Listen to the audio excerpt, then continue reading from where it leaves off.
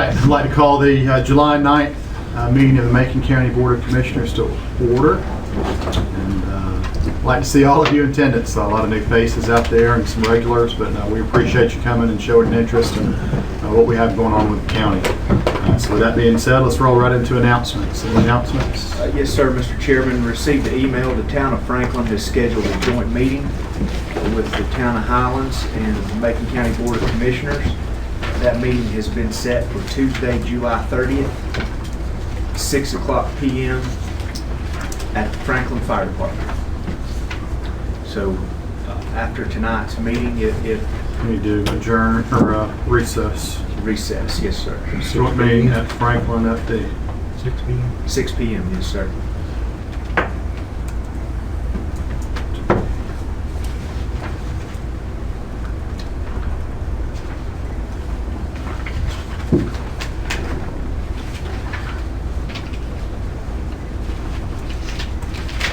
Any other announcements?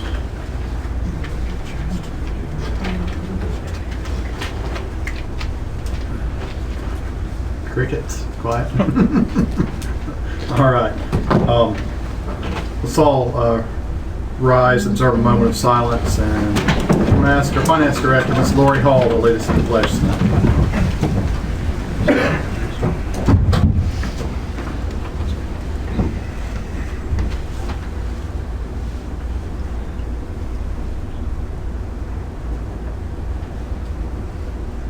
Please face the flag. I pledge allegiance to the flag of the United States of America and to the republic for which it stands, one nation, under God, indivisible, with liberty and justice for all. Thank you, Ms. Hall.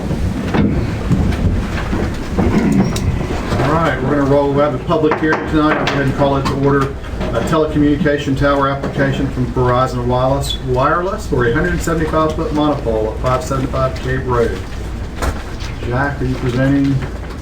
Chester? I can. Welcome, Mr. Morgan. Thank you, Chairman, Commissioners. Just what I would say is very brief. Just here for the required public hearing for this proposed 175-foot monopole for Verizon.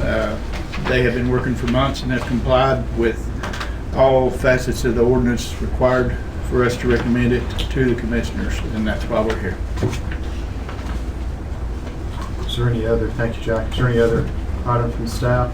The application, as well as the notice for public hearing, and some drawings and maps of the proposed tower location that accompanied the application have been included in your agenda packet. Thank you, Mr. Manager. We have received, Mr. Chairman, some letters from neighbors concerned about the height of the tower. They are not on the adjoining land. Jack, if you want to speak to those you received. Just one that I'm aware of, Ms. Bullock, not Bullock anymore, Ms. Dodge. This is the only one I'm aware of. No other neighbors. Not that I'm aware of. Some have called asking questions, but as far as the letter, no. You want to share that letter with the board? I think, Mr. Chairman, the attorney has presence for that letter. I don't have it. I haven't seen it or heard I about it. haven't. so- I've submitted 2 letters. Yes, and I have copies of each of those. If you've got copies of those, I think it'd be appropriate to read those into the record of this public hearing. Sure. Yes, sir. I can go get those right quick. If you want to take any questions while. Do you by chance have copies? I certainly do. Here, we'll save you a step or two. Thank you. Thank you, sir. Sure.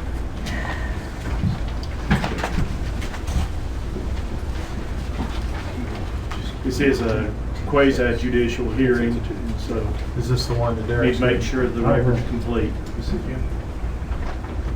Yes. You can go ahead and read it if you'd like to, just so it's in the Yes. record. Yeah. Excuse me, sir. My name is James LePan. I represent Verizon Wireless. Okay. Does the board need to vote to go into public hearing? He's declared the public Declare it hearing open? open. That's all I want to know. Thank you very much. This time I'll read the letter dated June 28th, 2019, addressed to the Macon County Commissioners in the care of myself. Dear Mr. Rowland, please share this letter Board of County Commissioners. I'm not sure where to start this complaint. I understand that Macon County has left itself open for the big communication companies to do as they wish. They can put up a cell tower anywhere they can, get a landowner to agree. No regard for the neighbors. My property is located on Dowdle Knob, the first hill as you come north through the Clark's Chapel Wide Horizon Valley. The valley is wide from Coweta to Franklin, from Albert Mountain to Ellijay. The house was built in the 60s, so most of my land is in the view, truly the $1 million view. My neighbor has signed a contract with Verizon for a cell tower. The inspectors told me that their only job was to see that the cell company complied by the ordinances of the county. It will be up to your board to decide how this permit is handled. First, I would like to ask for some time. Please do not vote on this on July 9th. The neighbors that were not contacted by mail have the right to learn about this before it is a done deal. I just learned about this a few days ago, and I need more time to pursue options and arguments to present my case. Second, I want to ask for a reduction in height. This is an open valley and they should not need the maximum height to reach maximum coverage. At the proposed height, the tower will be level with my house. No one has done a study on the health dangers of RF radiation living on a plane with one. Third, this is 2019 and there are plenty of options for disguises. I want to encourage you to drive up by my house and see for yourself the effect that this tower will have on me and hundreds of other people. There is no need to call ahead. When you have a minute, please drive up and see for yourself. It will help you have a more informed vote. From the roundabout at Walmart, take the Dowdle Mountain Road. First road on the left is CR Cave Road. My property is the first road on the right, 267 CR Cave Road. Go straight up the hill. The hill is in good shape. I'm begging for your help with this matter. Best regards, Elizabeth Diane Dodge. Second letter, addressed July 10th, 2019. Board of County Commissioners, 5 West Main Street. Dear Macon County Commissioners, no one will argue against our need for cell towers. Everyone can argue that they are eyesores that painfully stick out and ruin our landscapes. They ruin property values. Regarding the proposed cell tower on Roseanne Bradley's property, has there been a study on exactly how many people will benefit? Does a cell tower deliver high-speed internet, and exactly whom will get it? Why does the tower across the valley not service the whole valley? The trees are only about 60 to 80 feet high. Why are they asking for 175 feet? How many other sites were considered? From the proposed site, we floated a weather balloon up 175 feet so we could have an idea what the finished product would look like. I almost fainted. There was no way to get a good picture. The pictures I am including are marked with a red pen to enhance location. I am willing to repeat this experiment if you would like to see for themselves the impact this tower will have. Once again, I am begging you, if you must vote on this proposal, you will make them lay out the benefits. You will make them prove the need for the required height they are asking for. They must be required to disguise it in the most modern way possible, with guarantees they will maintain the decoration over the years. Absolutely no light on the tower. Also, I would like for you to add a provision to require them to remove the tower when the lease is no longer active or when the company has quit using the tower for transmissions. Best regards, Diane Dodge. Thank you, Mr. Manager. Is there someone here from representing Verizon that would like to address the board? Yes, sir. Can you state your name for the record, please? Sir, sure. Come up Yeah, here. yes, sir. Come on up. Thank you. Yes. Good afternoon, good evening. My name is Jim LePan. I am a zoning specialist. I'm employed by Falk and Foster. We have been engaged by Verizon Wireless to do zoning work for them in this region. And so tonight, that's my intention, is to go through this application and kind of flesh out a little bit, not to take all your whole night, but flesh out a little bit as how we have complied. I have sometimes looked at zoning and zoning laws as if you live out in the middle of the desert somewhere and your next door neighbor wants to put up a cow, a slaughterhouse, it's maybe no big deal to you because it's 6 miles away from you and you're nowhere near. When you people getting closer, like they have here on this mountain, then the laws become very important. And so the only thing an applicant can do is to go through the laws and to say, what do we have to prove and what do we have to establish in order to, under the law that you guys have passed, what do we have to do in order to build this tower? So that's what we've done. We prepared an ordinance compliance statement that is in your package, in which we took each and every section of the ordinance, and then right after that section indicated how we had proven that. And so, I'm sure that you've had a chance to take a look at it, but these are drawings that are submitted, that are designed by engineers that are licensed in the state of North Carolina. And we have not only submitted in the general plans, but we have also submitted a specific tower design of the actual tower, of how the metal will be designed for each and every foot of it. And so this is not a typical thing that we provide, but we did provide it here at the request of the jurisdiction. So we've established that this is going to be a tower that's going to, and it's all designed by engineers. It's very safe. One of the elements that was just mentioned as a concern of one of the neighbors is the radiation of the generation of radiation from the business end of the antenna. And the Federal Communications Commission has done a study of that, and they've issued a guide to local municipalities, which I believe was submitted involved with this.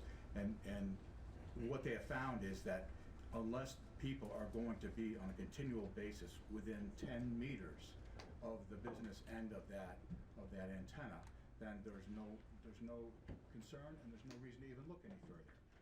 That our tower will be categorically excluded.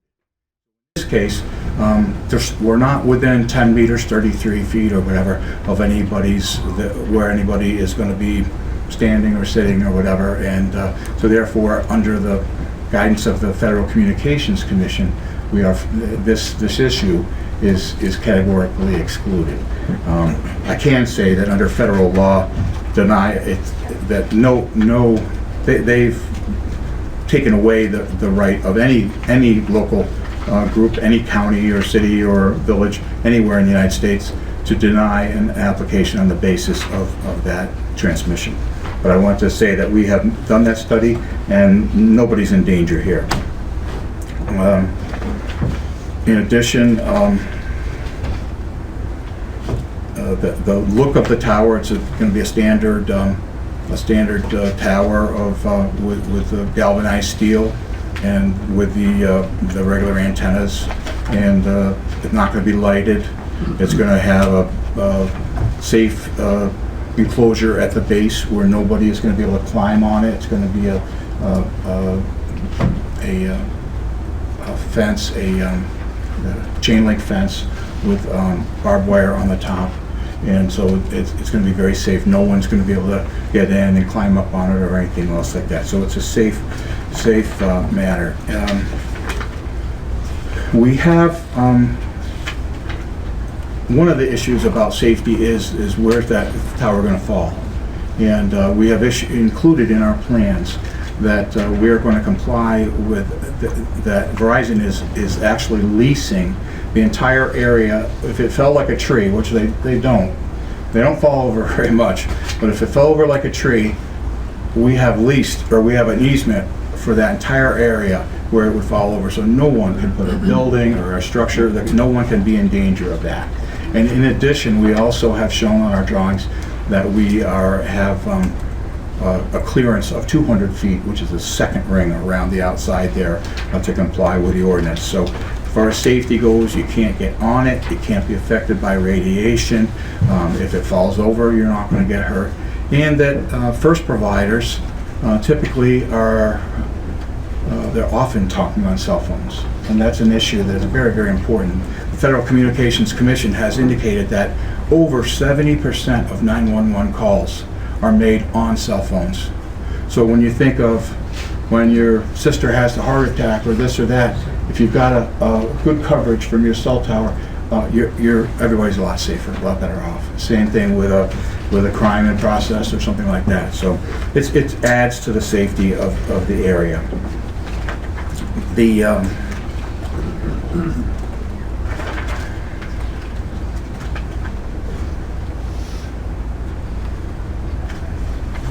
There are elements, I know, in the code that allow the board to make some changes to the tower as to how many antennas can be located on there, how many co-locators, and as to whether any portion of it needs to be camouflaged or anything else like that. At this point in time, I'm making a request that we have the tower as proposed and that we receive approval for that.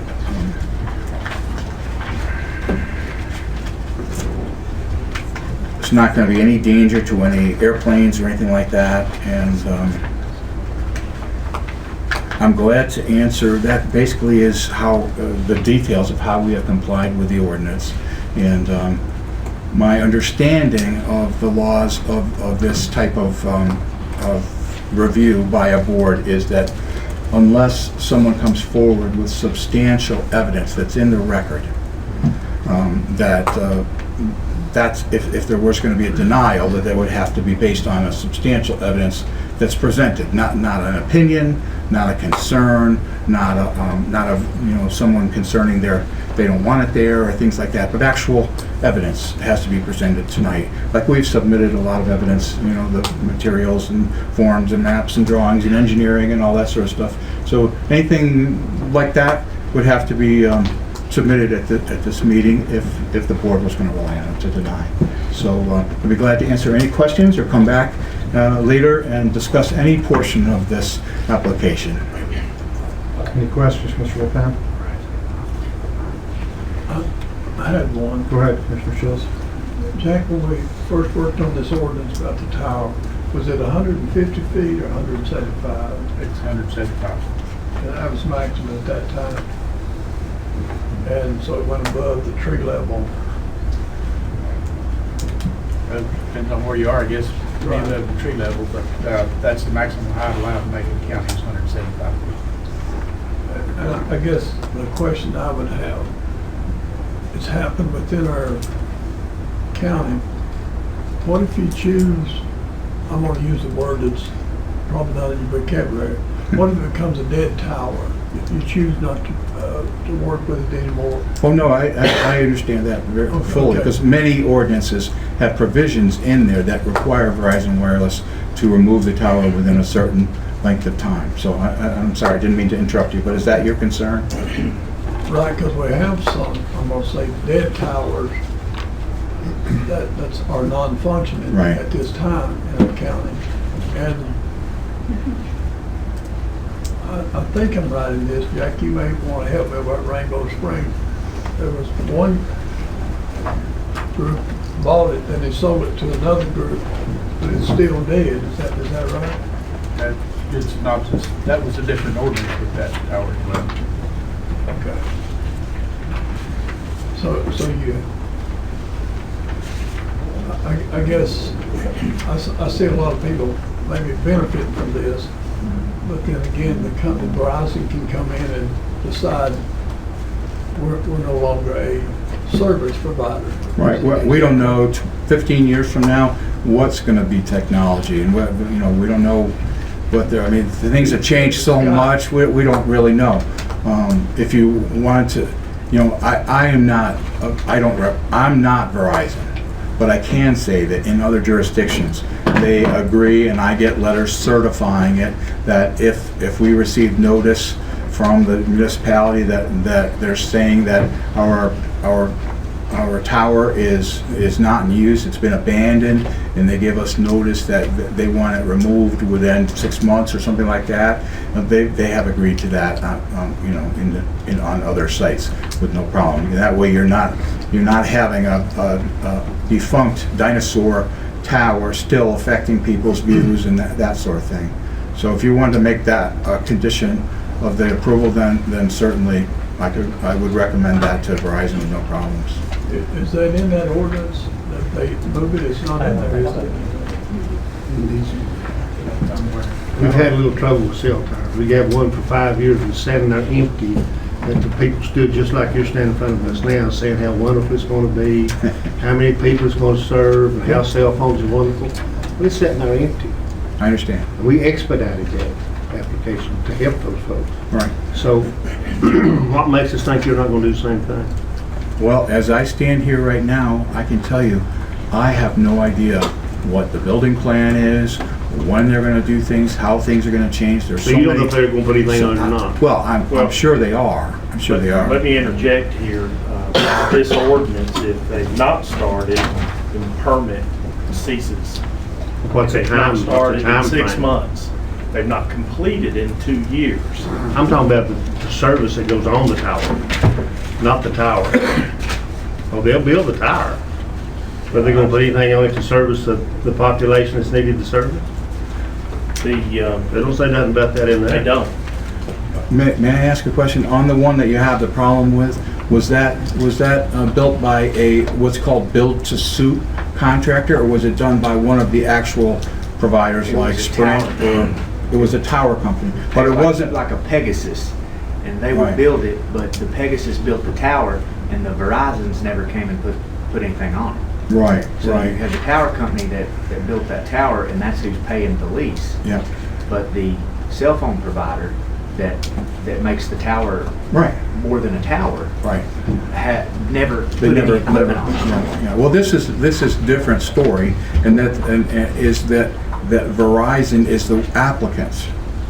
Verizon is the one who wants the antennas and the service, and they're the applicant. So I can't say for sure 5 years from now what's going to happen, if they're going to change the pattern of growth or what's going to happen. I don't know about that, but I can say that this is different than a tower company building a spec tower, and they never had a lease for it or whatever. This is not a Do you think speculative they tower. would be open to putting a disguise on the tower? I think that would solve the problem. If they, all we got here, the biggest thing we got is what we look at every day.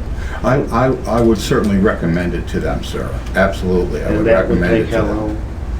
Well, I mean, can't do it you right know this how long second. it I takes? can't. If you recommend it, Well, they, if you have another regularly scheduled meeting, I can have, if I get approval, I can have drawings changed and submitted to you prior to the next approval with meeting. certain guidelines. What about a light on top of, in the, Ms. Dodge's letter, she mentioned a light, where you have to have a light on? No, anything under 200 feet of a tower, there's no light.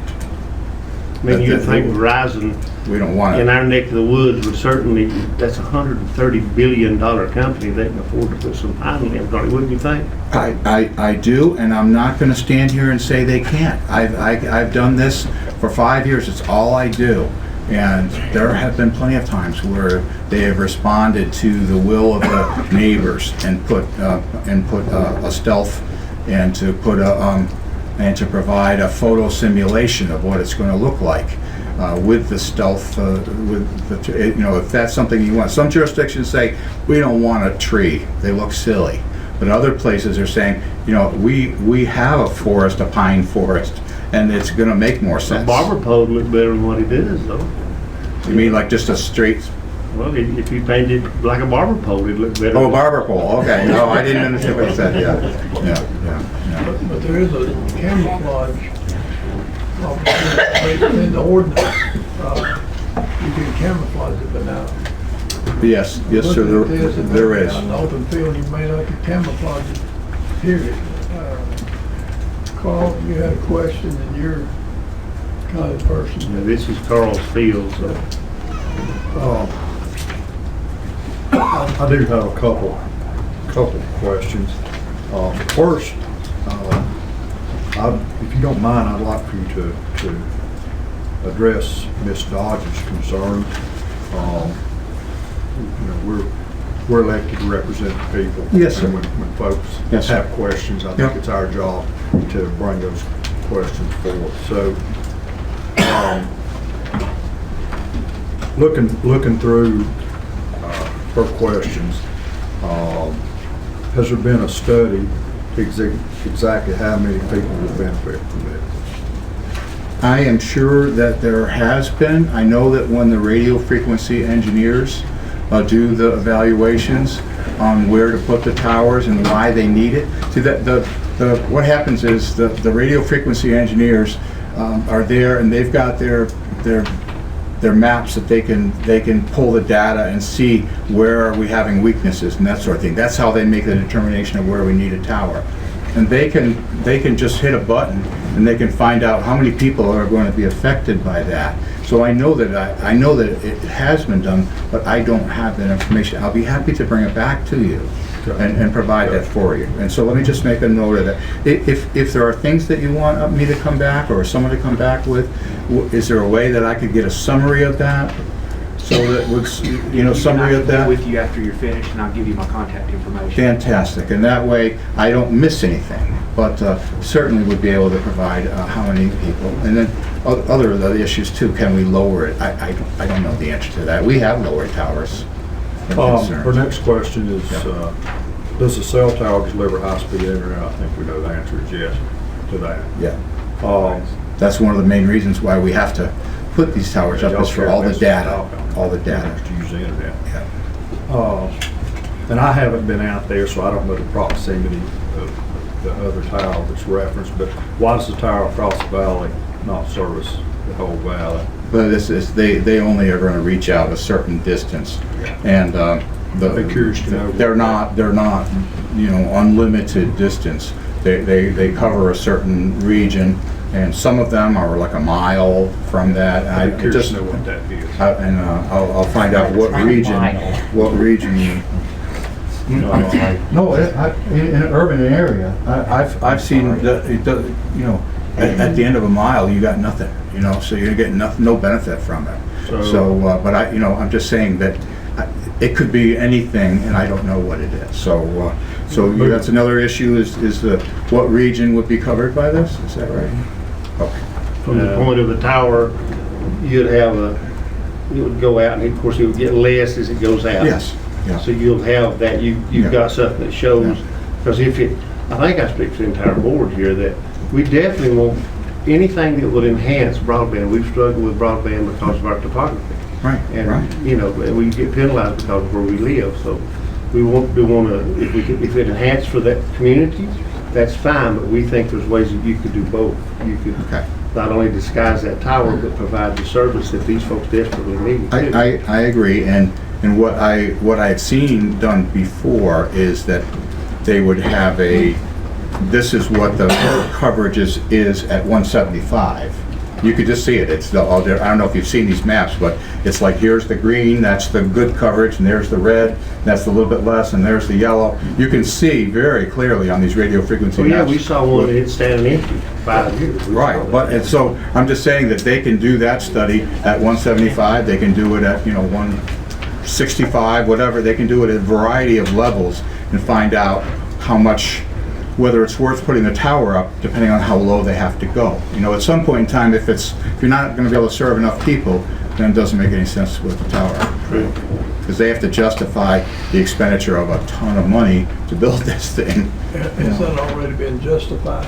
It has at 175. Yeah. Go ahead. We have a. So, another question that she has, if we'd love for you to address, is trees are at 60 to 80 feet. Of course, we know the trees don't necessarily drive a height of tower, but if we could, I think as you're generating those numbers at 175, the number that we're going to hit at 175, obviously the 175 is the optimal number. Right. Assuming you did the engineering that should have been done. So if you went to 200, then it's not worth the extra 25 feet. So I'd like to see that data back. Absolutely, sir. So we can see what that's going to affect. Yes, sir. And if need be, we would have the radio frequency engineer come to the meeting and give a thorough explanation, answer any questions. Because I'm not a radio frequency engineer, but they're involved with this process, and believe me, they can answer any questions you have. That's all they do. If we could have that data sent back to the county manager, absolutely, where it could be distributed, absolutely, look at it before we do. Absolutely. you know if any other sites, this is our last question, any other sites in that area you consider? That's not my aspect of it, but I can just say typically how it works is the radio frequency guy draws a circle on a map and says, I need one in this region. And then a different person than me goes, they're the site acquisition contractor, and they go and talk to all the neighbors and ask them whether they're willing to do it. And in that case, it has to be, you have to be able to build on the site. It has to be able to be approved by zoning, and you have to be able to come to an agreement on the number with the person. Sometimes we have a great site and somebody wants $12,000 a month, and it's like, well, that's not possible. Okay. Go ahead. Will there be a generator on this site? Yes, there usually is always an emergency generator. And we'd like to see the specs on that generator. Sure. No problem. So I'm not sure if they may be in the, but we'll get you a spec sheet and all the details of where they're usually diesel generators, where the diesel fuel is going to be. What's And noise impact? the noise impact. And Mr. LePayne, while you're Yes. writing down, I think I heard, make sure I heard you right, that within the completion of the tower, it's usually about 6 months until it's activated and operational. Did you say that? Or No, I make that up? didn't say that, but it's hard to know. I can't tell you. Can you What answer that happens is, question? there's a Verizon real estate, and then there's a Verizon construction. And I work for the Verizon real estate. They have certain deadlines they've got to hit. So let's say that we were to get this approval next month, then the Verizon real estate says, okay, construction guys, ready for you now. And then they're gonna put it on their list. But we know they got 6 months to put the tower up. The question would be, They is need to that, start it within 6 months. yes. Or they need to get a building permit within Yeah. 6 months and get an inspection. From the time the After the county, tower is up, our question would be, how long then is it till we can provide service to the citizens of that area? Oh, yeah. In a very yeah. well disguised cell tower. Yeah. That's all we want. And just, this isn't your current question, but I will ask them about the removal of what they're willing to do for the removal of a tower that's no longer in use. Yeah. Okay. I think that's important. Yeah, okay. these issues that we're tagging on should be included in the ordinance so that you can address them before you come to a public hearing. I understand, and you know, this is a fluid condition, and these are big, complicated ordinances, and they get in place, and then inertia takes, over, and they don't get changed. So, but we'll address those issues. Those are Well, there's some places valid issues. where disguising a tower is not possible. In Highlands, it's part of their ordinance. Right. You have to. But there's places that that own a lot, they own a large tract of land, and it's behind it, and it's never a problem. But when it's in a view line, or next to where it butts up to government land, it's usually not a problem.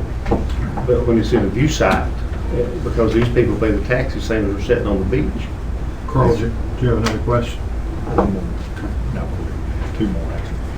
So, make sure I understand, obviously Verizon, or a contractor of Verizon, has done a study, and they've determined that a 170-foot foot tower is going to be financially Yes. feasible to do Yes. at that site. It's justified, yep. It's Financially justified, yeah. But beyond that, there's been no approval to actually put radios on that tower and turn it on. Well, no, I wouldn't say it that way. I would say that whenever they're going to go to the extent of moving forward with this whole process and having the drawings done, having the zoning done, and all that sort of stuff, that's a tower they have determined they want in their system, and they want it done by a certain. They want the zoning done by a certain date because they want that in their system. That's a weakness in the network. And that's why I'm never worried about proving that we need it, because it's never going to get to this place where I'm standing in front of you unless they really need it.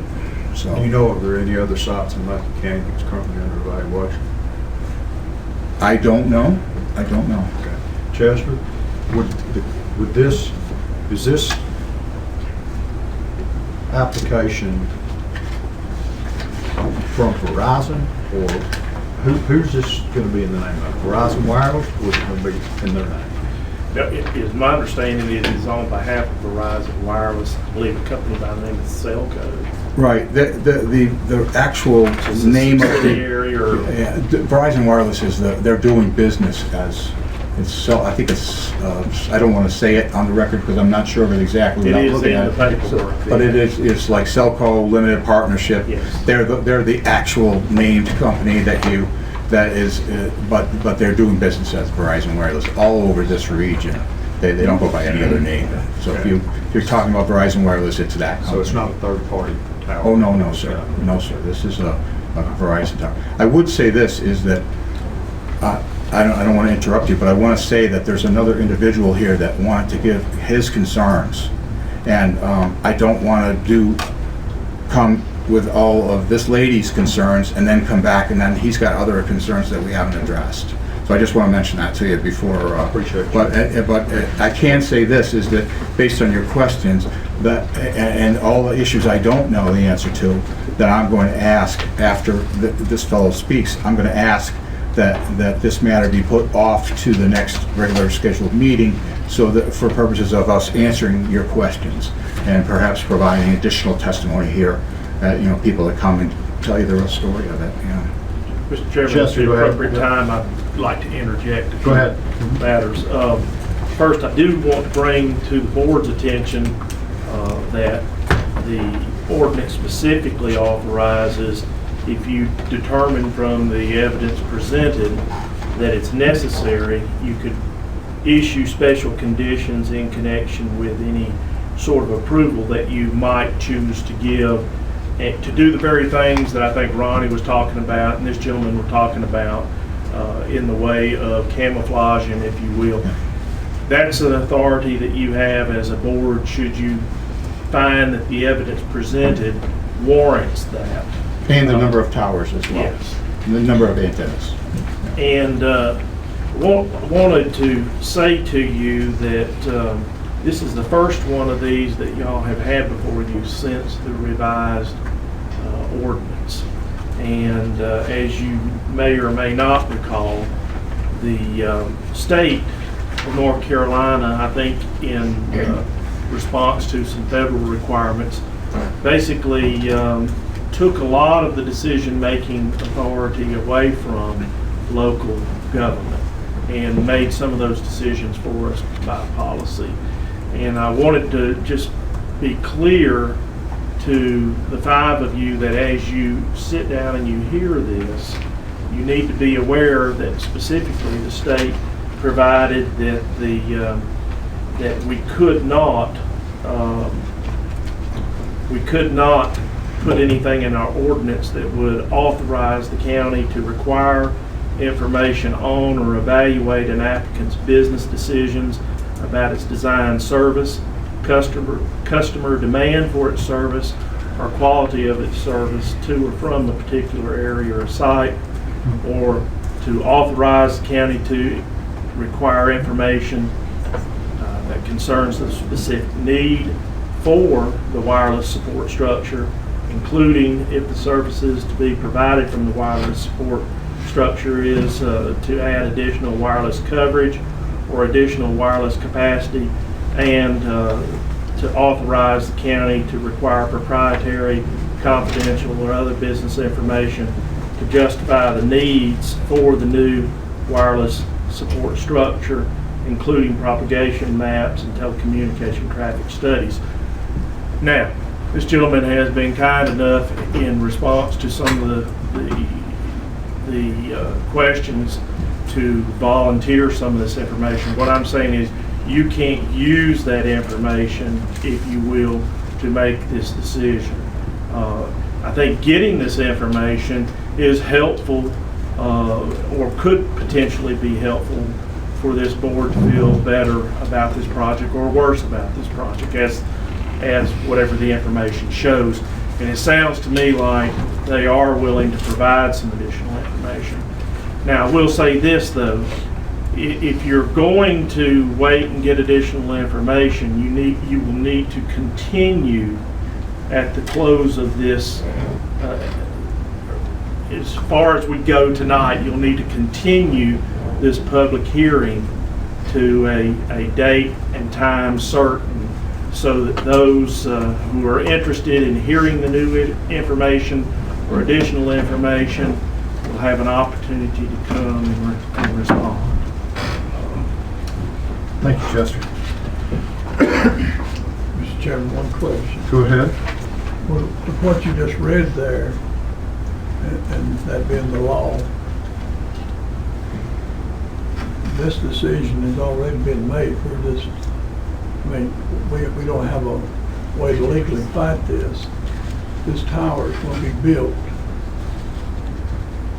And out of his kindness, he's just sharing information, but they can choose not to come to our next meeting, right? And share anything from what I just heard what you said. I think some of the information that we've requested is information that they do need to provide, not all of it. But I think they understand the business end of it, that if they can put some of your concerns to rest, that they probably would want to do that. Absolutely. Well, see, this is something in the mountains we've struggled with for a long time. It's called the strongest lobby they are. That's the reason what Chester just read, is they have the strongest lobby out there. When it comes to a mountainous area like we live in, we get penalized because they look up there and they say, well, if it don't service 450 people, then we're not going to do it. See, and some of us feel that's not fair to our folks that live here every day because they're getting penalized where they live. And so, but I think Verizon, with your help, will see through that and we'll work it out. Absolutely, sir. Any further questions, Mr. LePan? All right, thank you. We may have further, so. I'll be glad to answer any further questions. All right, we had 2 sign-up sheets tonight. We had one for this telecommunications tower, then we have another one for public comment. I think we've got a little confusion just based upon that. So Bob, I saw you were one. I'm gonna move you over to public comment.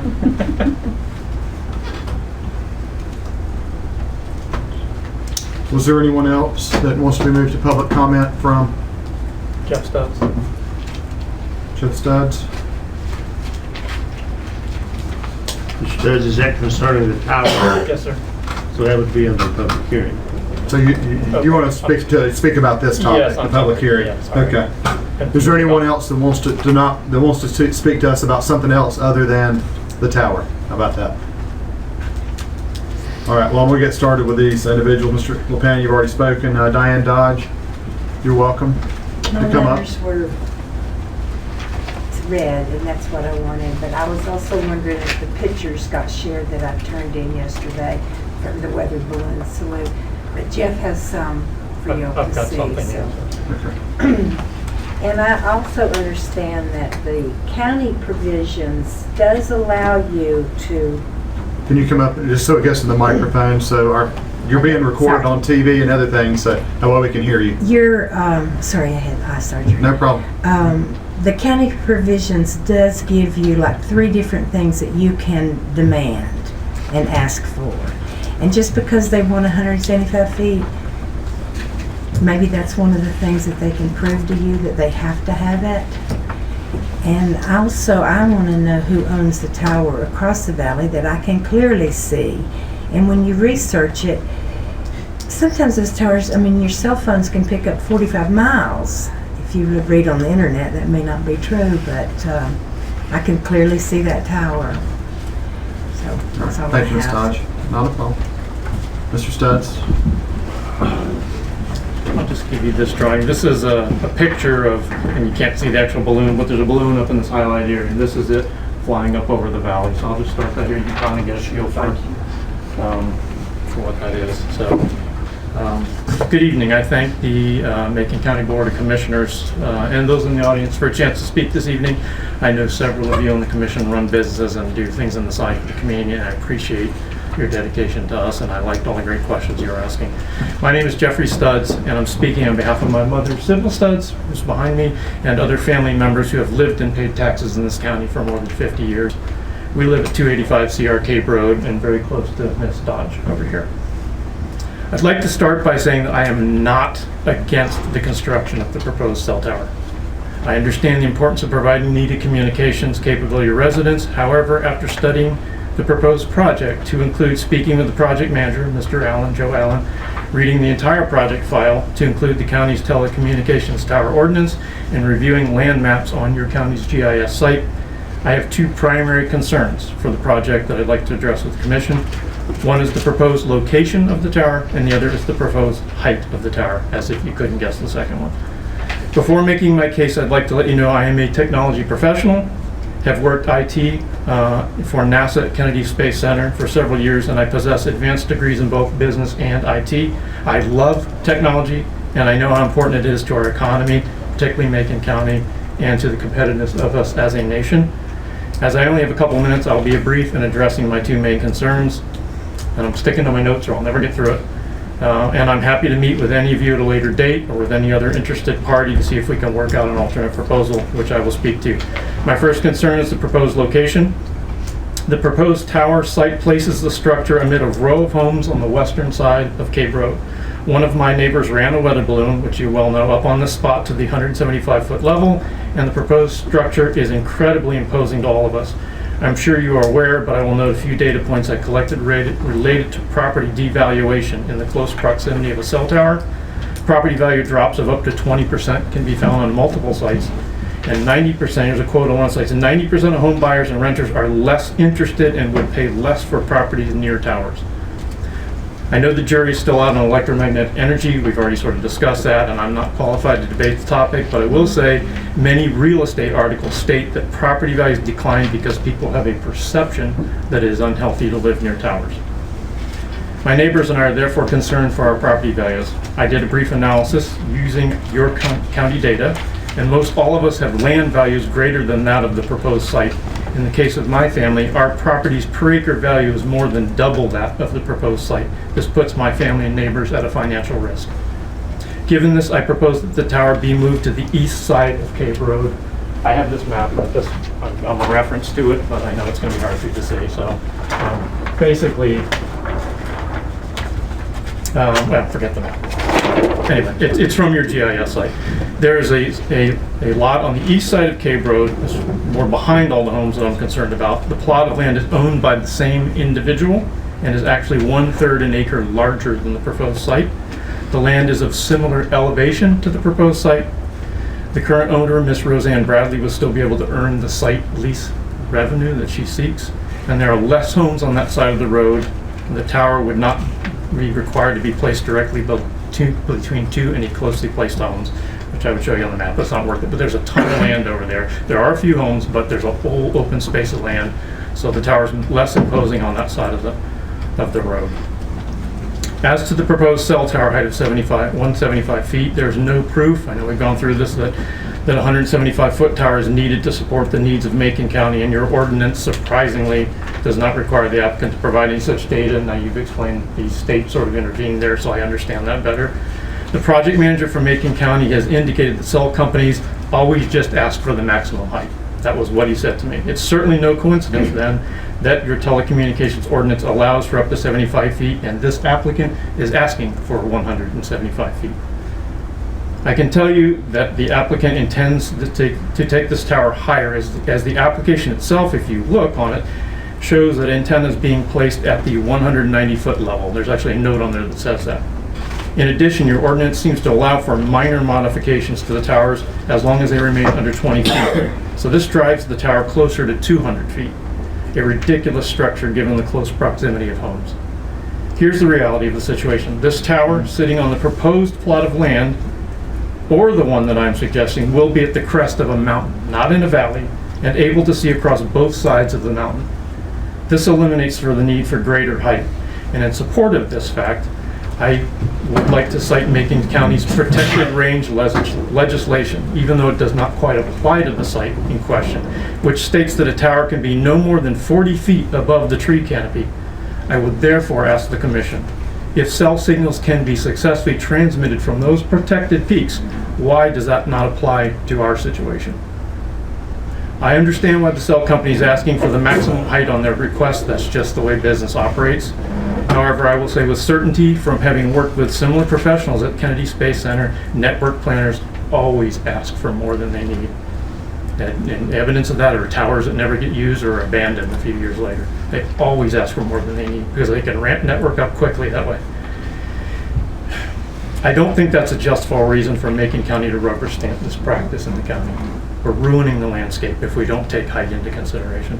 In closing, I ask the Commission to make use of the language drafted in Section B on page 11 of the ordinance, which we just referred to, which states, "The Board of Commissioners shall have the authority to require special conditions in order to make the wireless support structure more compatible with surrounding properties.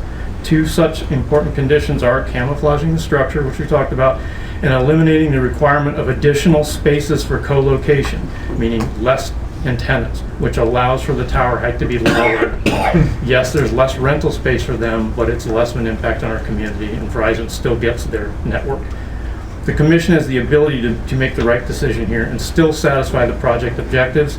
The plan I have proposed still allows for the cell company to erect a tower and expand its network, the citizens of Macon County to receive better access to communication services.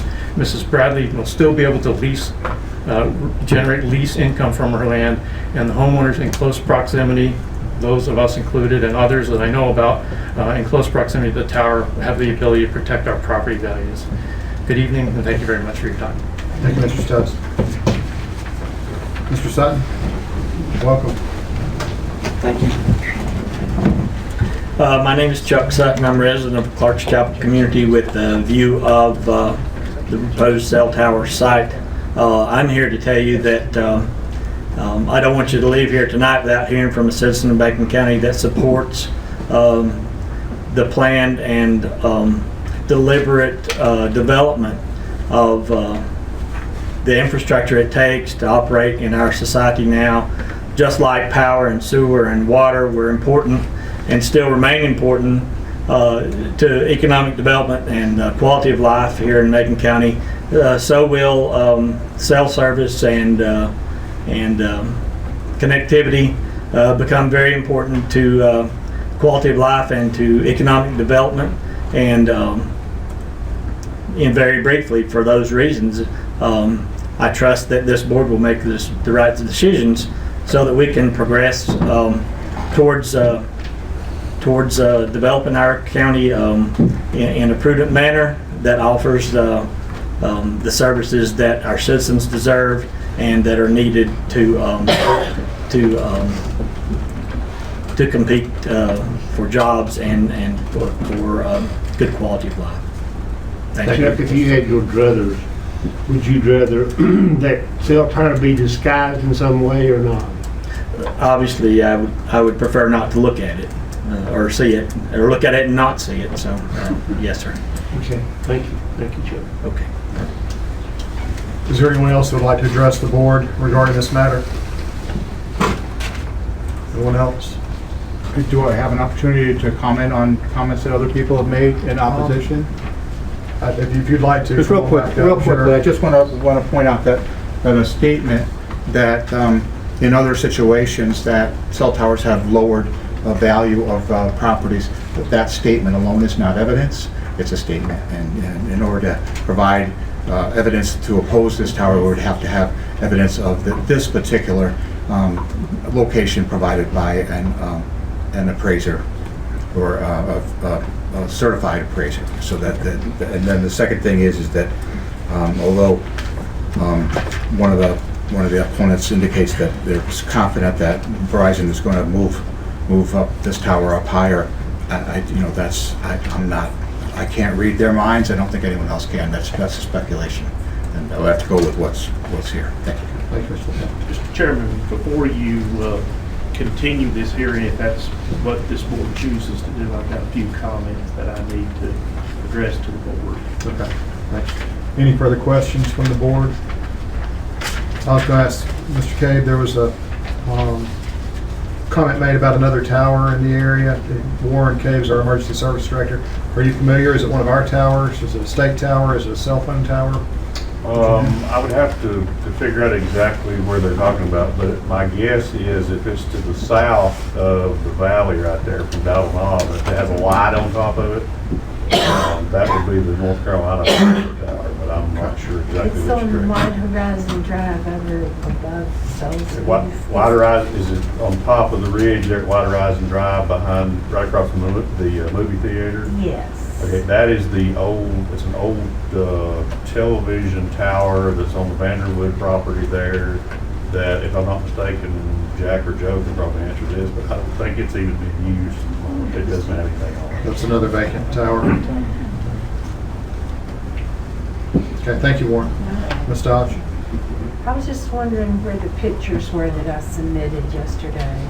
So photographs? We can, I'll send it out to the board with the responses to the, or if it would, I thought be that you- the desire of the chairman, I would go get them right now. I submitted what was submitted to me from the planning department with the agenda I package. had just taken some photographs, but if y'all don't need them, But let me Chairman, recommend in that regard, there's additional evidence that somebody wants to submit.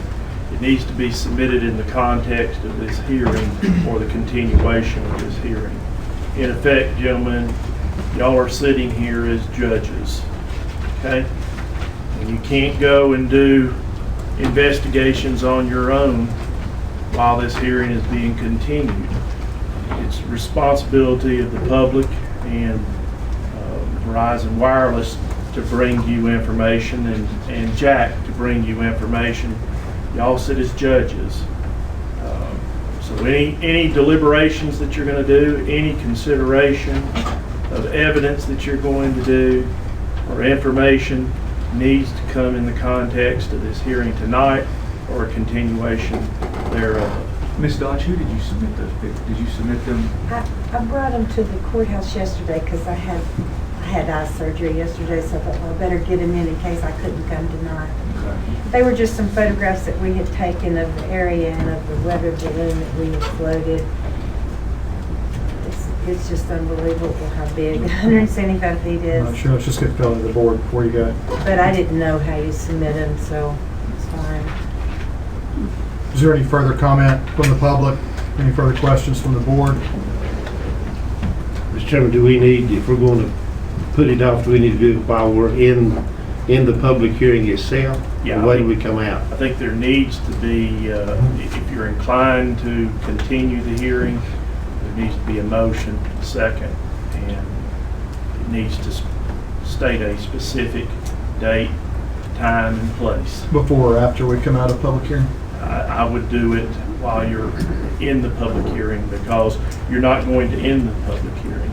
You're going to continue it. So with that, Mr. Chairman, I'd make a motion that we continue this public hearing until August 16th at 6 p.m. at 5 West Main Street in the boardroom, and to give the representative from Verizon, thanks to him, willing to answer some of our questions and come back with a positive result, and they may even agree to put service on that other tower that's empty. Commissioner Bill, do you mind amending your motion to August 13th at 6 p.m.? What'd I say? 6 a.m. Is that what I? We'll meet on the 13th then. And I think that should also be clear to include that any member of the public, if they have additional information, they would have the opportunity to bring that. The public hearing will still be open. Okay. I've got a question. Did I just understand you to say a while ago, as an individual, you can't go out and enhance your knowledge of what's going on? As a member of the board, you cannot go and collect evidence upon which to make a decision. You must let the evidence be brought to you because you're sitting in a judicial capacity, a quasi-judicial capacity. If I could, sir, or to speak to the proponents or opponents. That's The true. board members I mean, can't speak to that's anyone implied by outside what of I'm this. saying. You're not taking evidence or considering evidence or information unless you're in this formal hearing Thank you. or continuation thereof.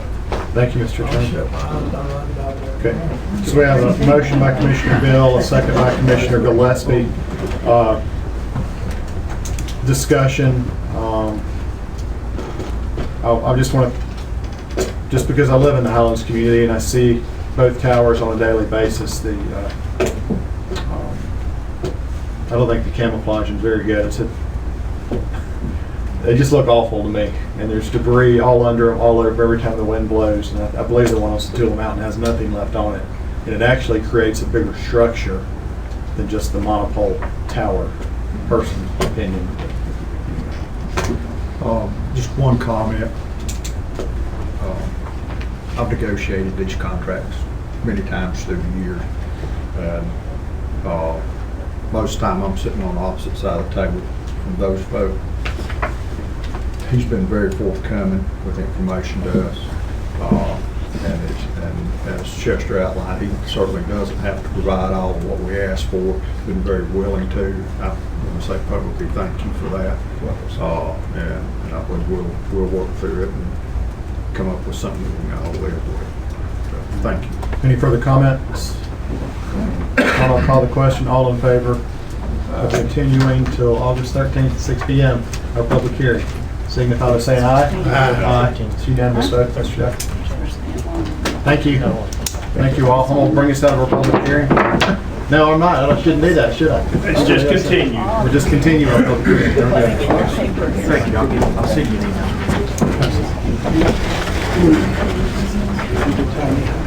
All right, we're going to move into, let the crowd move out.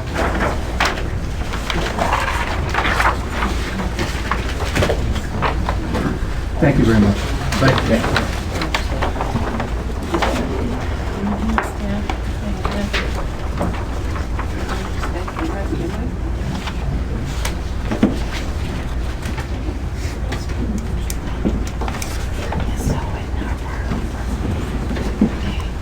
Appreciate it. Sure, thank you.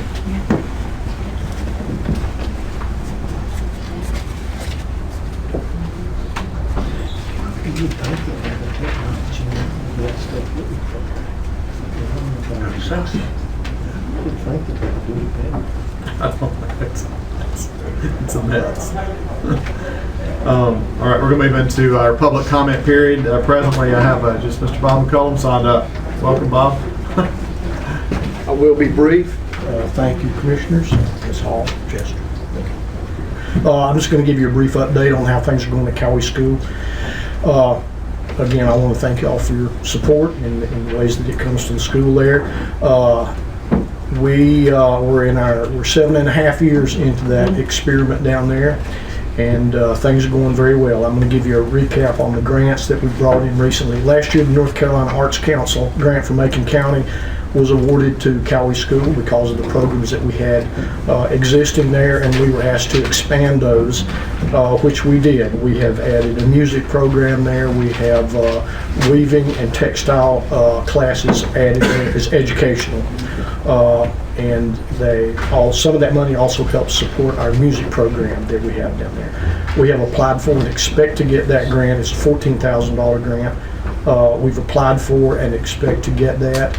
And we won't administer that next year just for the school. We'll start expanding that out outside of the school to other arts and crafts and music interests in the county.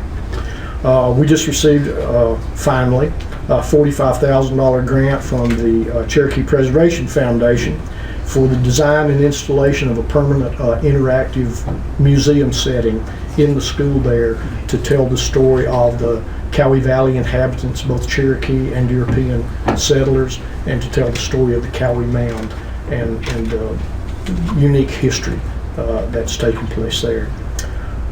Included in that money from the foundation is for us to set up to enhance our wireless internet at the school, both for the school and in the hopes of being able to bounce signal down to the Cowie Mound site on the top of Hall Mountain. The idea being there that as the cultural corridor is developed, that we can broadcast an educational signal. It'll be like a mobile classroom that you can drive through the historic district and the cultural corridor and listen to the history come through your phone or your car is the intended purpose for that.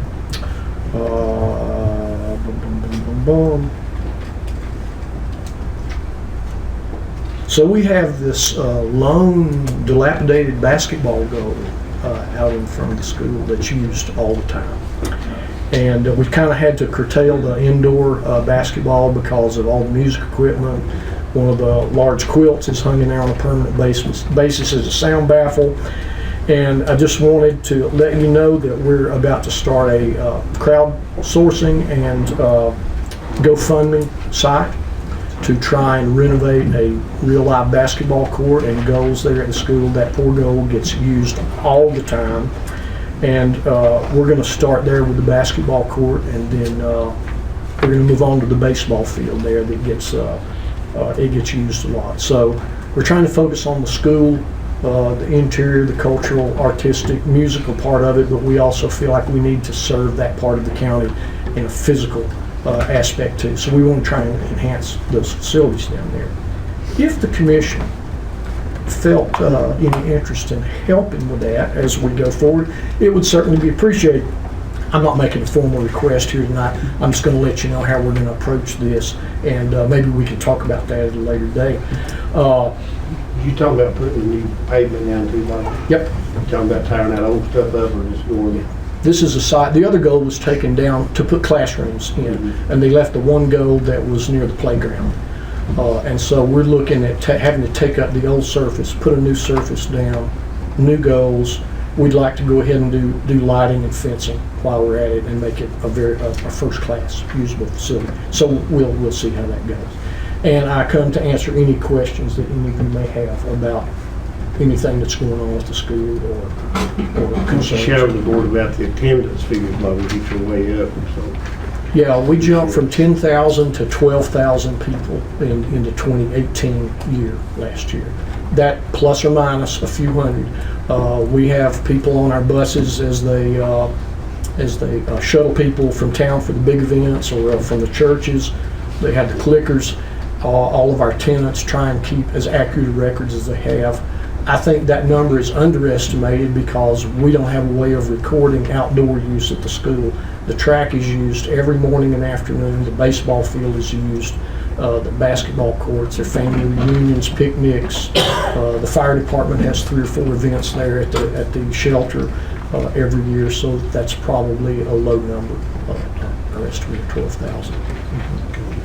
Any further questions? Thank you for your work down Bob. Thank y'all. Thank you. I know we had some confusion tonight. Is there anyone else that would like to address the board under public comment? Anyone? All right, we'll move out of public comment and move on to additions to the agenda. Mr. Manager, any changes? Yes, Mr. Chairman, if I could, we'll need to remove item 9A, update on Valley Health. We're going to postpone that to a later date.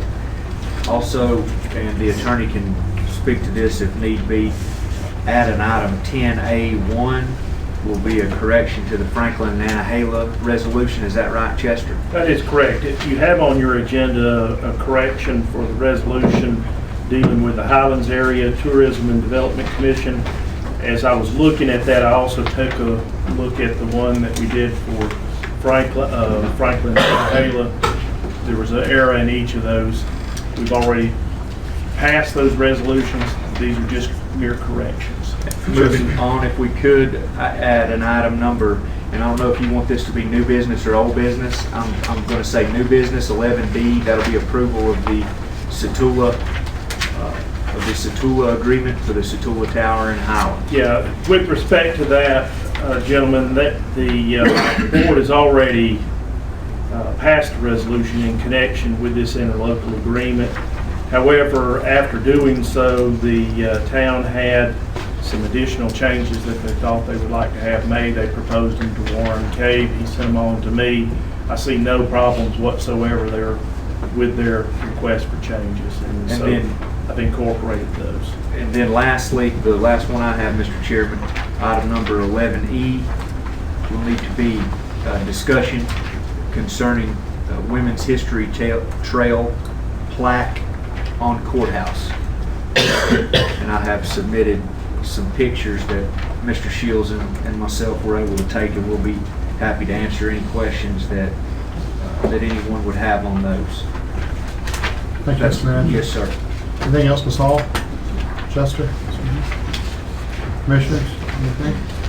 All right, can I get a motion to approve the agenda? So moved. Motion by Commissioner Gillespie, second by Commissioner Shields. All in favor? Aye. All right, moving on to reports and presentations. Sarah Thompson, Executive Director of the Southwestern Commission, with her annual report. Welcome. Happy to have you here. Thank you. Thank you. It's good to be here. Good evening. Well, every summer I come around and present our annual report to y'all. You should have it in front of you. Calendar year 2018. It's really just a snapshot of our work. It would be an entire book if we wrote about everything we do each year, because we touch a lot of different programs and citizens and projects. But we started doing these a few years ago to try to help folks understand a little better what the commission is. And I'm going to tell you a little bit about us tonight. Take any questions you might have.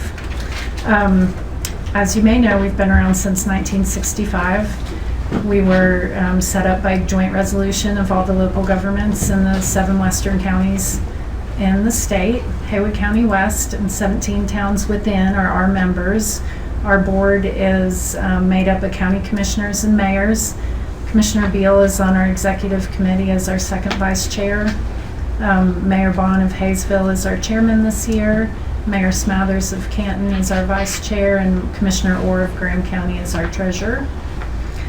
I hope you all have received your invitation to our annual dinner this year. We're having it in your county, in Macon County, at the Bloomsma Barn on Monday, July 29th. Hope that y'all, as the host county, will attend and welcome our regional guests. That event usually draws around 150 people, mostly local government, elected officials and staff. Of course, we invite our state representatives who usually come, and then some nonprofit partners as well. So our next board meeting is September 23rd in Cherokee. Commissioner Beal usually comes to that, but it is open to any commissioners from the region who would like to come. And we always love to have you there. We serve dinner. How we're funded, we're mostly a pass-through agency for federal programs. We do collect local dues from y'all, so thank you for your contribution in this year's budget. We determine our local contributions are by 75 cents per capita, and that is with the towns removed, so you're not paying for your citizens twice. I believe in 2018 that was around $23,000. It may have gone up a tiny bit in this year's budget, but Macon County pays in the $23,000 to $25,000 a year range. Our local dues in the 7 counties raise approximately $160,000 in local dues, and we use those funds to leverage a $6 million budget, the vast majority of which is passed through to citizens in the region and programs. Those programs are under 3 main buckets that we work in. We run the Area Agency on Aging, which is Federal Older Americans Act money that comes into Raleigh. The state puts some money in there, and then it goes out into the regions. We are one of 16 regional councils in North Carolina. That pays for the program that most people are familiar with under Older American Acts funds, are the Meals on Wheels, but it does a lot more than that. We have family caregiver programs. We do a lot of work with dementia, education. The senior centers receive funding for their congregate meals that they do in-house. The primary focus of the Older Americans Act funds are to keep older folks in their home as long as possible before they need to go into long-term care. We have the long-term care ombudsman in our office, who is that liaison between the families and the long-term care facilities when there are complaints. It's an amazing department, very well-staffed people looking out for the older Americans in your community. We also run the Workforce Development Board for the region. Those are federal funds under the Workforce Innovation and Opportunity Act. Commissioner Shields is the local elected official that serves on that board. So we have 2 of your board members are serving in leadership roles with the commission right now. Those programs that we specifically run under that program deal with adults and youth who have barriers to employment of all types. Our youth programs are targeted towards out-of-school youth, kids that have dropped out of school, getting them credentialed and on a path to employment. We work hand in hand with the NC Works Career Centers through those programs. So if you ever have anybody in your community looking for work or support, social service support of any type that's connected to them needing employment, the NC Works Career Center is the best place to send them, because the folks there are trained to get those people to the program that is best suited to them. The other department is Community and Economic Development. That's where I spend the majority of my time, and that's where we do a lot of different types of work. We get federal funding from the Appalachian Regional Commission and the Economic Development Administration for economic development and infrastructure work. If you're going to expand in industry and you need more sewer capacity, there's federal money to help you with that, and we write those grants. We did the building reuse state grant for, oh no, I'm having the industry that expanded here in Macon County. Willie. No, Tactone, thank you. Well, they didn't get their space. Yeah. So we're there to help your staff write some of those grants around economic development, and we do that regularly. We run the regional transportation, which is the liaison with DOT and you all. Macon County is right now going through your comprehensive transportation update, and our transportation planner, Rose Bogus, is working with your staff and committee on that. And there is a really good survey out right now, so I hope that you've taken it and shared it with all of your friends and constituents to help us collect actual, real, valuable public input on that survey so we can get the right projects in there. We do regional in nature projects. We're working on broadband a lot right now, so although my daughters were not fascinated by that public hearing, I was, because it's a lot of what we're hearing in mountainous regions such as ours, with current resources, laws, and technology. I know all of that can change. Wireless propagation is really the best solution right now, and which makes towers interesting, essential pieces of our infrastructure for high-speed internet, which, as someone said tonight, is really important to our economy. Lastly, we administer the Mountain West Partnership, which is a regional partnership of economic development interests in the region that's been supported by the Commission now for several years. So I'll leave it at that. I know you have a lot more people to hear from tonight and things on your agenda. Are there any questions before I close? Maybe you have 2 guests. I have 2 guests, my daughters Olive and Iris, my political consultants. I hope you promised them some ice cream or something. We're going out to dinner in your town after this. Yeah. I told him this would be short, and I could take you somewhere nice. Mr. Chairman, as a member of the executive committee there, I can vouch for how hard the survey. She has a wonderful staff. The folks that have a lot of experience. Rose Boggins takes care of the RPO, and the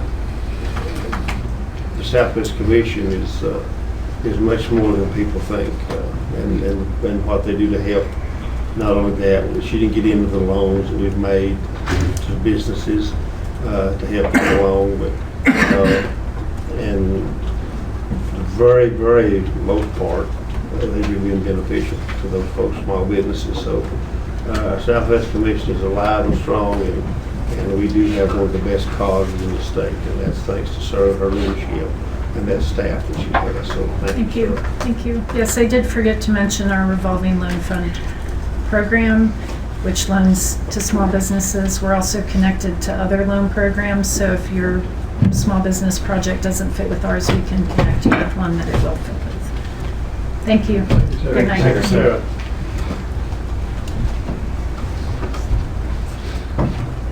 All right, Mr. Arthur Falo, Center Director at the Leonard B. Johnson Job Corps Center. Now update the board on federal funding received. Welcome. Thank you. Again, my name is Arthur Falo, Center Director for the Lyndon B. Johnson Job Corps Center. I'd just like to say thank you. I guess I need to say thank you, and thank you again for everything that you guys done for the center, giving us a liaison, helping us out. I guess you look about 45 days ago, the center almost was closed down. And so reached out to several people in the community, came to the commissioners, Bill, Mr. Shields just reached out and said, hey, what can you do? And without a doubt, that's what happened. They start moving forward and helping us out. And so we really appreciate that. That shows that to me as an individual, but also to the 55 staff that's there and the 120 students there, that they are cared about, and we really appreciate that from the community. The Secretary of Agriculture, the Secretary of the Department of Labor, felt that the Job Corps centers, the federal Job Corps centers, really didn't play a major role in the mission of the Forest Service. But through the communities within those 25 of those centers showed just the opposite. One of the things that the Secretary of Agriculture said was that, and I quote, he said, we need to help Job Corps activities are tighter into the fabric of the Forest Service. And I agreed with him, and I said I would like to take it a little bit further, because my thing is, being the center director for the last 9 years here, it also, we have to be able to show the activities into the community. And I just heard the gentleman right there, he just said he needed some assistance. But Job Corps has been doing that for a while here in Macon County. I can name several different projects that we've actually lended a hand to and saved the county, I could say, over a great number of money. And so that's what we're trying to do. We're trying to figure out these particular projects that we're actually doing something too to actually show our worth, I guess I would say, over the years. And it is going to be a thick booklet, because we started on it probably 2 weeks ago, and it popped on my desk the other day. I was like, what is this? And they said, this is what we've done over the last 50 years. I said, oh, okay, we got to tailor this back just a little bit, because over the last 50 years, that's a lot of stuff to be able to show. But I said, what's current? What are the things that we have done current? And there's a lot of things that, from my perspective, that I say we've done current to be able to help the economy of Macon County. I look at one that wrote a grant in 2016, and I brought $300,000 to this community where that money is going to continue to flow through. I get another stipend here in 2020 to be able to carry this program too. That program is what we call the special use program, and we are actually reaching out to Western College out here to help some of those students to come to the Job Corps program, and not even being on the Job Corps program, to be able to get them a certification, to be able to get them a job with the U.S. Forest Service, to get them a job through Duke Energy, to get them a job through Western Utilities. We have a big partnership we're trying to do with Western Utilities. He was actually coming to the center and be able to give us some additional dollars. So those are the type of things that I say that we are trying to continue to do in the community, and those are the things in which we need to try to highlight. In 2016, there was a big fire here in Macon County, and we aided to that particular need of the Forest Service, i.e. showing that worth to the Forest Service. I have right now 10 students that are out fighting fires across the U.S. I have 10 students that right now in the special use program out across 12 students out of in 5 regions actually helping out with special uses. Those particular dollars help come back into these particular communities. Partnering with SCC is some of the things that we've actually been doing in the long run. Big project that we have and been working with the board here is our fiber, and we are moving forward with that. I went out and got a grant for $50,000 to be able to help bring fiber to LBJ over there, but not only that fiber is going to actually help the community also.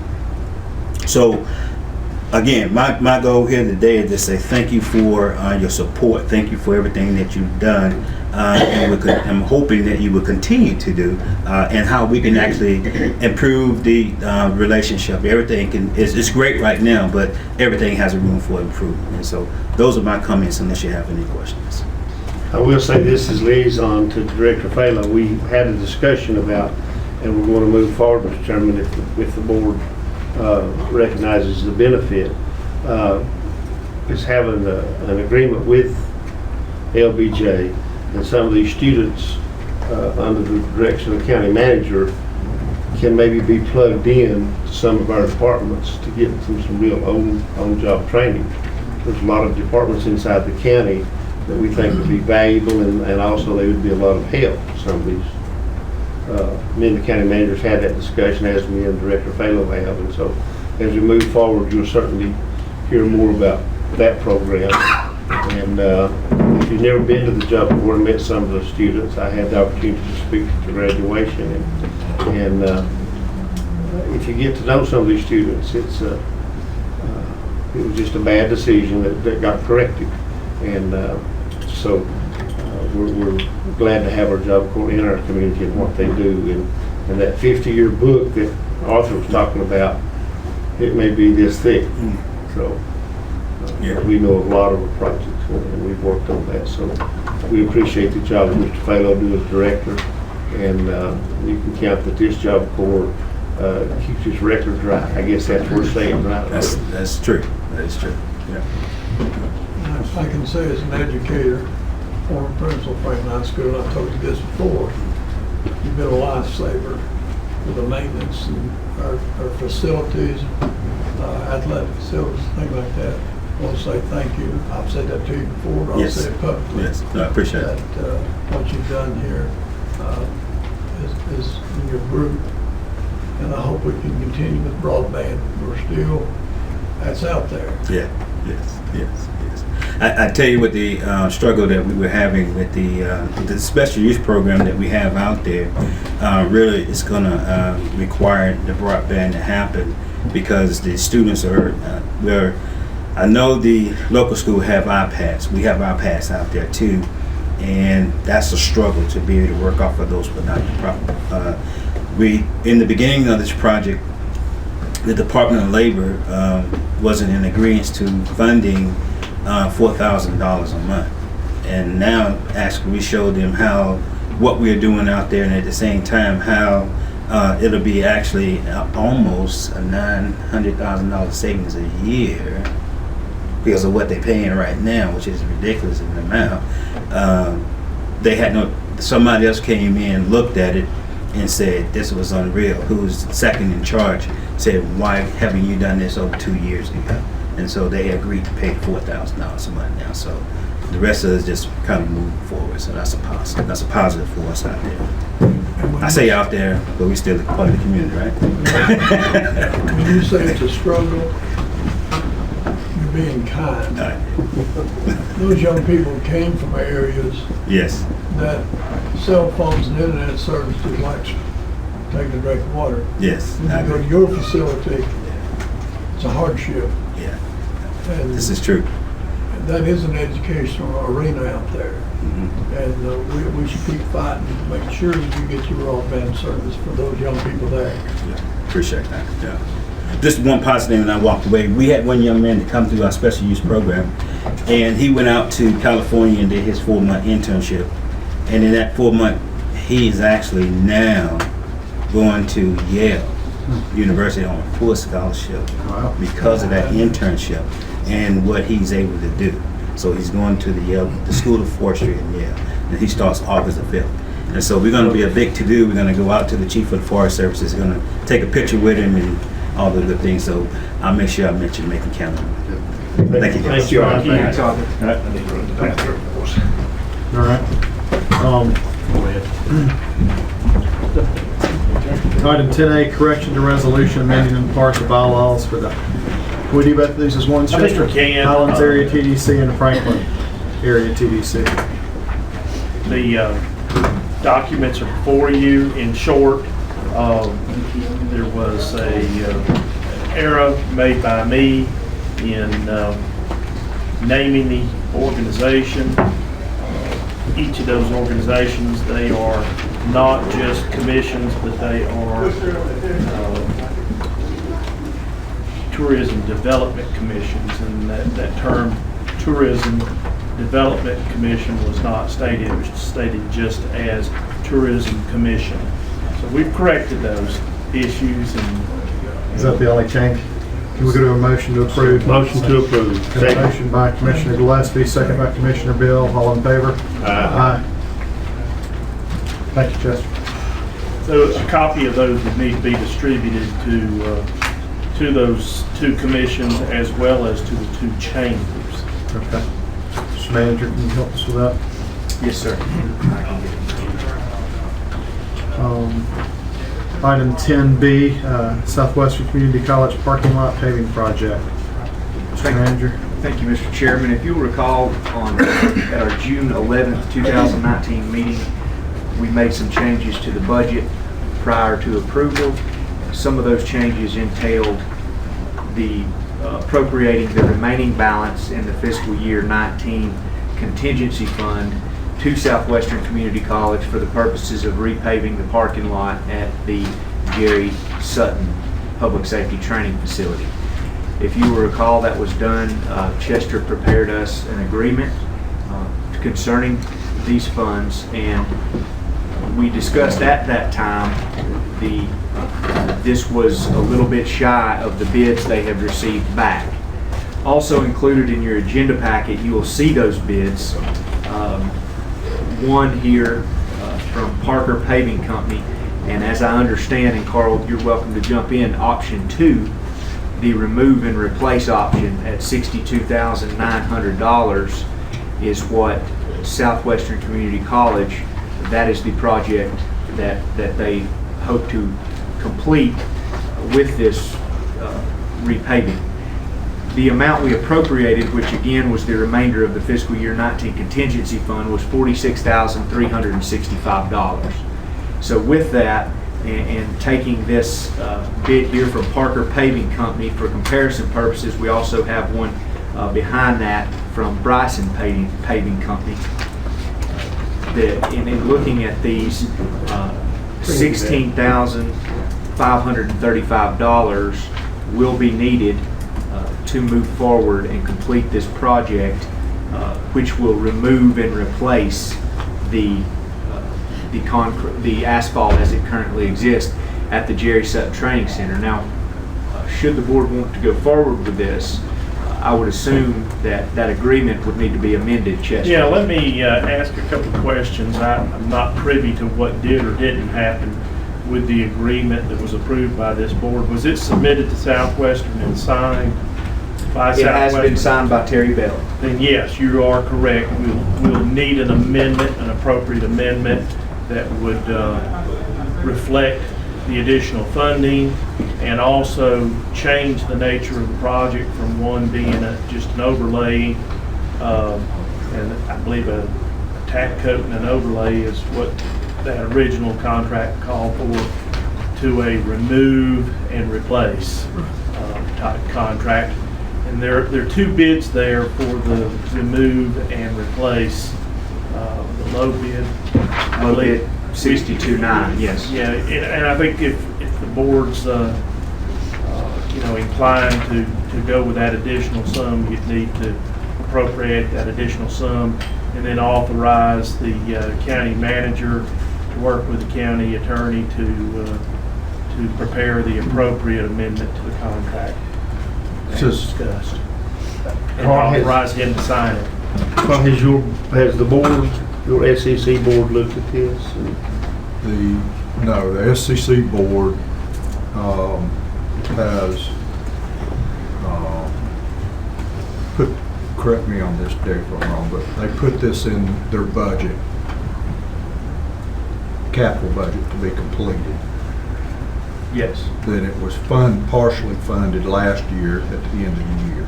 So has the SCC, to answer your question directly, has the SCC board looked at these two bids and chosen the low bidder? No. But I talked to Dr. Thomas today, this afternoon, And this is what the board is planning to move forward with based on previous discussions. Additionally, I had asked Dr. Thomas if we would like to have another bid, because there's a pretty big spread between these two numbers. And the standard answer we're getting is that they're getting is it's so late in the summer. Can't get on the schedule. You know, we'd be providing you pricing on something we would do next year, so just call us back next spring. So that's why there's two bids. But I think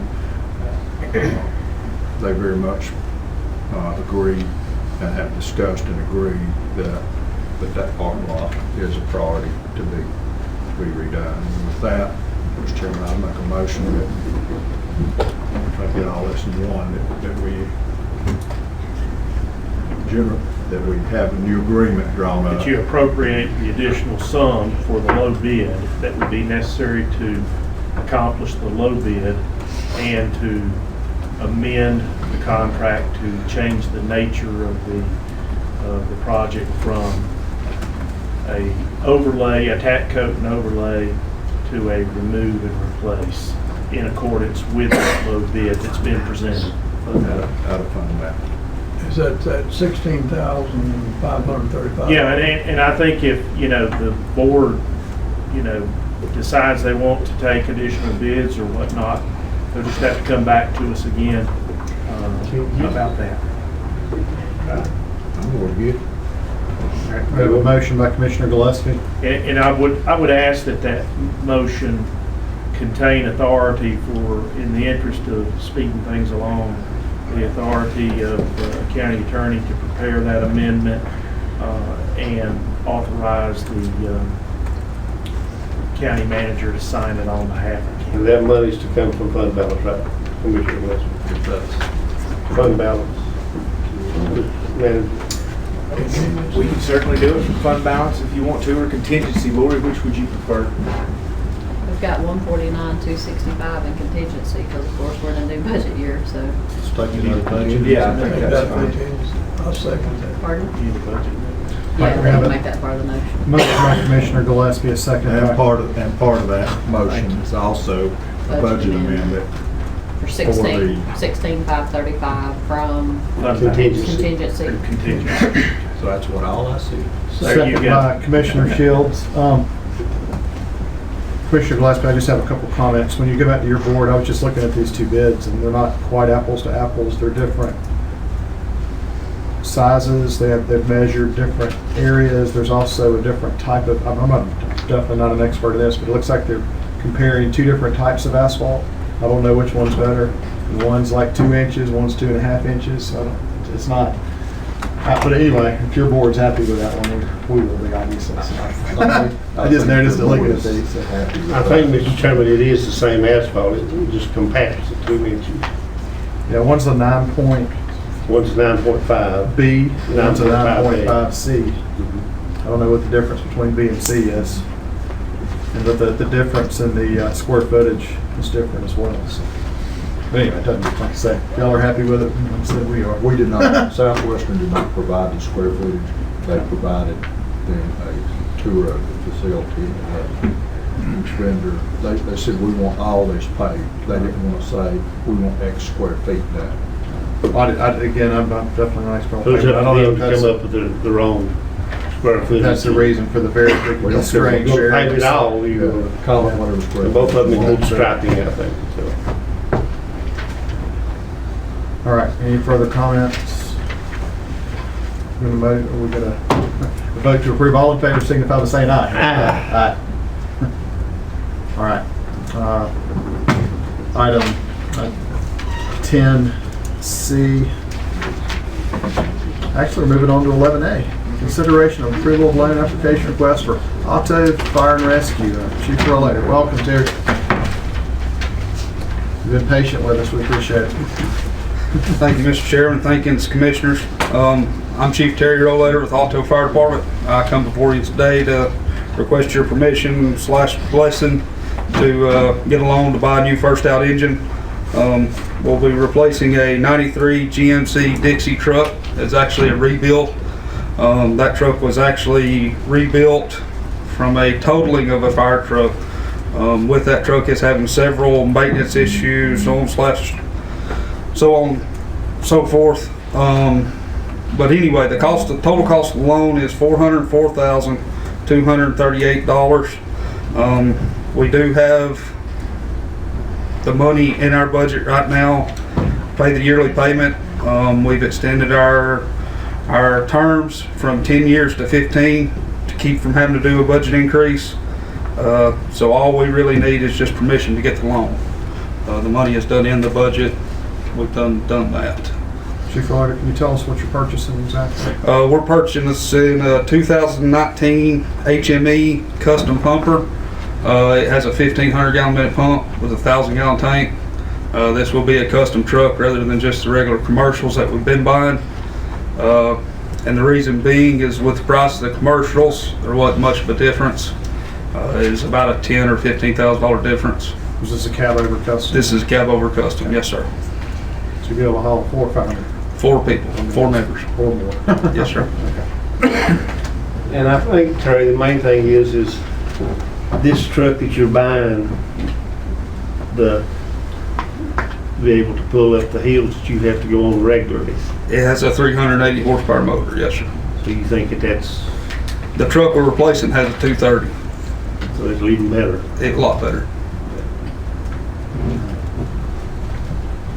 I think this is, in my opinion, it's just sort of a rubber stamp. Every year y'all manage your own organization, but we have to approve any large loans. So. And even our finance company requires us to do this. Okay. We have to get y'all's approval. As liaison, keep the old truck, Terry? We are going to sell the old truck. The old truck will no longer be with us, yes sir. Can we get a motion to approve?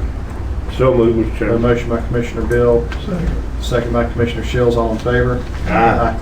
Thank you guys, appreciate it. Have a good night. All right, designation of voting delegate for the NCACC Annual Conference. Mr. Manager. Yes, sir. NCACC Annual Conference is approaching. It will be held this year in Brunswick, or Guilford County. If I'm not mistaken, I'm flipping to it. Yeah, you are. You're Guilford County, August 22nd through the 24th. This will be the 112th annual conference, and each county that is a participating member, as we are, needs to elect a voting delegate for that conference to be able to vote on the legislation changes, or vote on recommendations that this group will be making to the legislature on local government behalf, the election of officers, so on and so forth. So with that, Mr. Chairman, I would recommend that you open the floor up to designate a voting delegate. Can you tell me where Guilford, what's the lead city of Guilford? Greensboro. Okay. Well, North Carolina geography is not on tonight. Make a motion, Ronnie Bill, be this. All right. Got a second. Motion by Commissioner Shields, second by Commissioner Gillespie. Any other nominations or thoughts? Don't nominate me. All in favor? Aye. Thank you. Commissioner Bill? Do you ever have to have a plan B just in case? I believe some of these meetings I've been to, they allow a plan. They Yeah, allow if anybody there for the county, if I write if you voted me in as a delegate, then all it would take, if I'm not present for some reason, is a note from me, an email from me saying that I will not be there, and my proxy is Mr. Gary Shields. We can vote on that too. My name is Paul Higgins. I've never been to one. I've been to one. You've been to one. All right. Item under new business 11C, occupancy tax penalty waiver request from Linda Moore. Lori Hall, Finance Director. Is Ms. Moore in the audience? Linda Moore? Okay. Thought she was going to be here tonight. As you saw in your agenda packet, she's requesting waiver of her penalties for her April and May reports being late. Those penalties total $450. How much, Lori? $450. And as Chester has told you before on these, the Board of Commissioners may, for good cause shown, compromise or forgive the penalties imposed by the subsection of the statute, general statutes. Do you think she's shown good reason?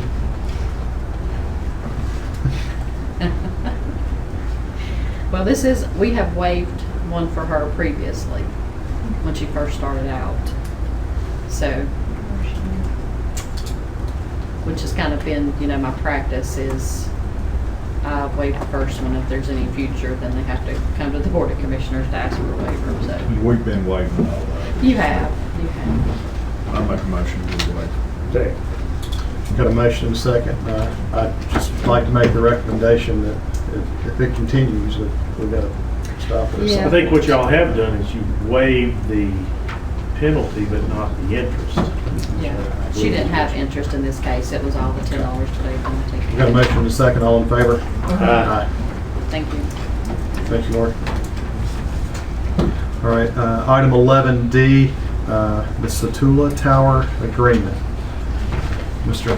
Yeah, Attorney. just in a nutshell, that document is before you.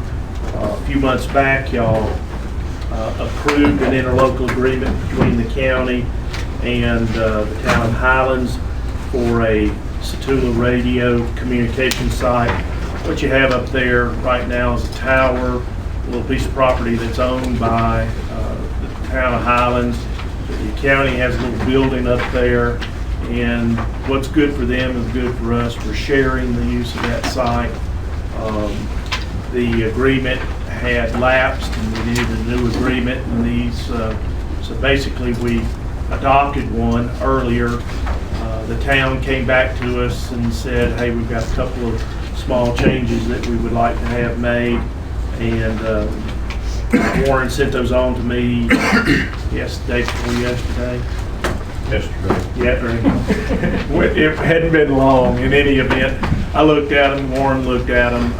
They're not consequential. Indeed, I think they're probably things that we assumed we were going to be doing anyway. So I would recommend the revised document that I've prepared. You're good, Mr. Caden. The changes are basically if we add a new structure, we'll landscape around the new structure. And for the provisions of equipment, we had EMS, fire, law, but we also forgot that they have some municipalities, some utility crew radios in there. So to be true to form with our legal verbiage, we added the general town communications in there to make sure there's no issues there.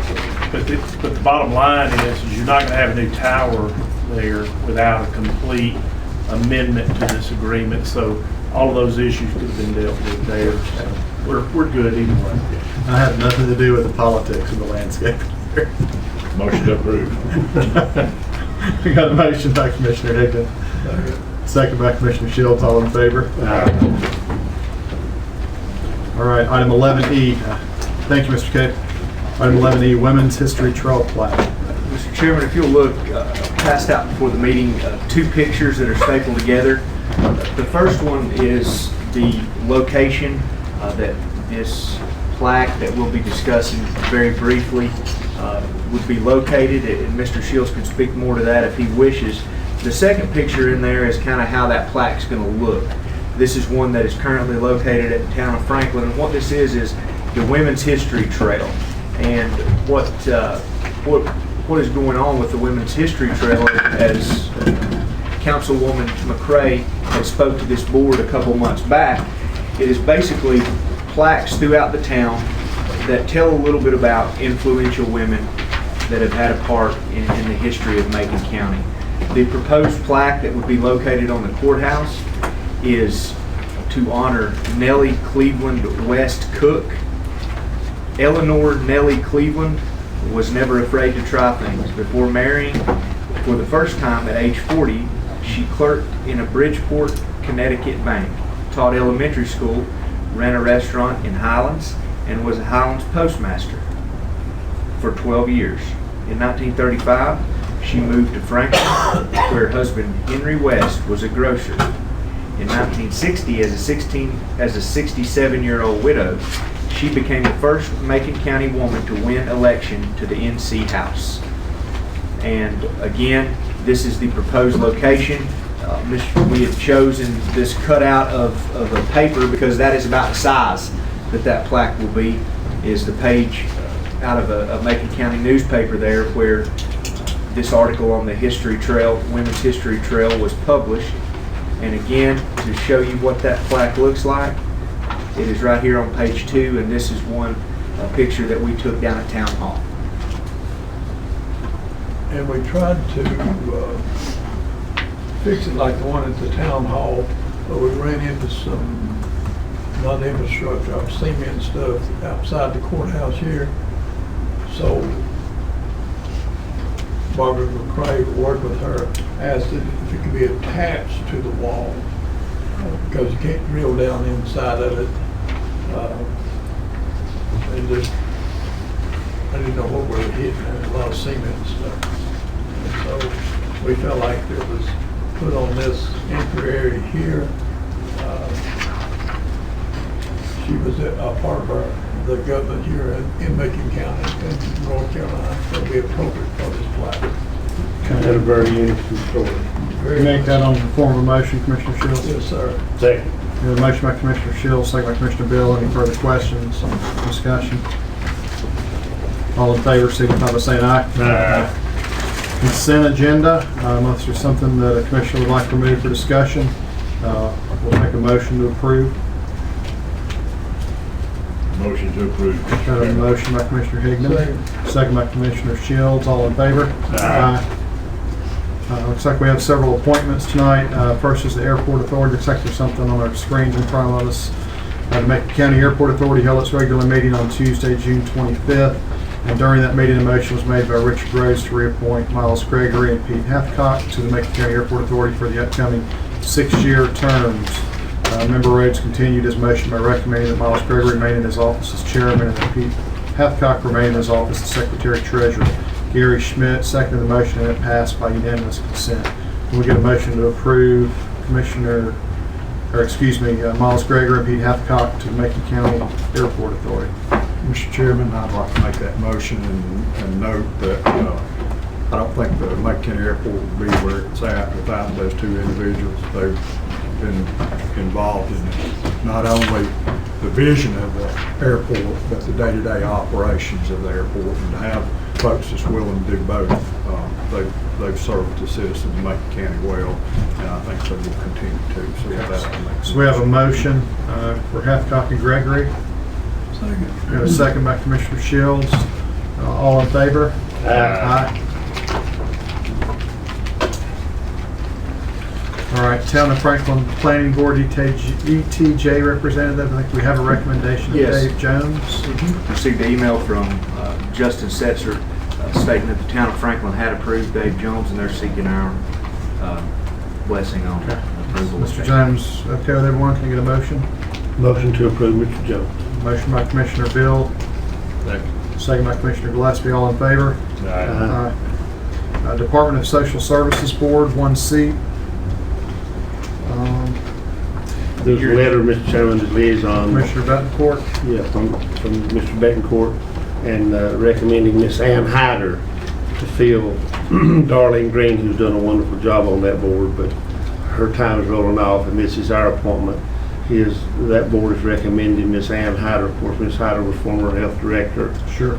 Worked at the health department for many, many years and very familiar with the procedures of social services. So I make the motion that we appoint Ann Hyder to the We have social a motion services. for Ann Hyder. Second by Commissioner Shields. All in favor? Aye.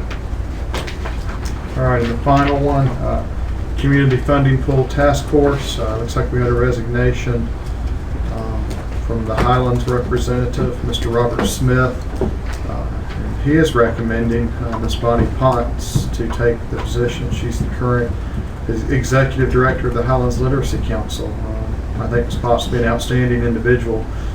Chester, would there be any reason to not appoint her because she's the ED of a nonprofit in Highlands? I guess she just might have to seclude herself. Yeah, I if think she voted there on that. would be a situation where it came to vote on an application by, she can't wear two hats. Okay. Can we get a motion for Ms. Potts? So moved. It's Dabbs's oldest daughter. Got a motion by Commissioner Higgins, second by Commissioner Shields. All in favor? Aye. Mr. Manager, just reading that letter, can you respond to Mr. Smith? Certainly. And Ms. Potts, thank you.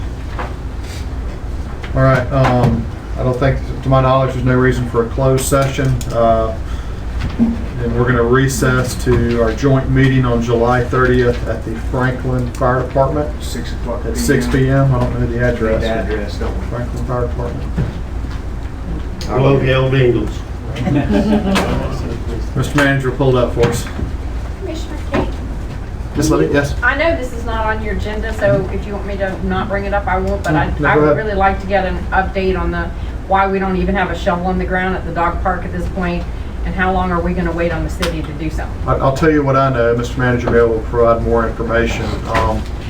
That had to go through the bid process. They just opened the bids here a few weeks ago. I'm not sure when that was. So now that the bids have been approved, I'm sure that those contractors have been notified, and hopefully things will get started soon. Mr. Manager, do you know anything else? Things will get started soon. Yes, we did have to go through the bid process.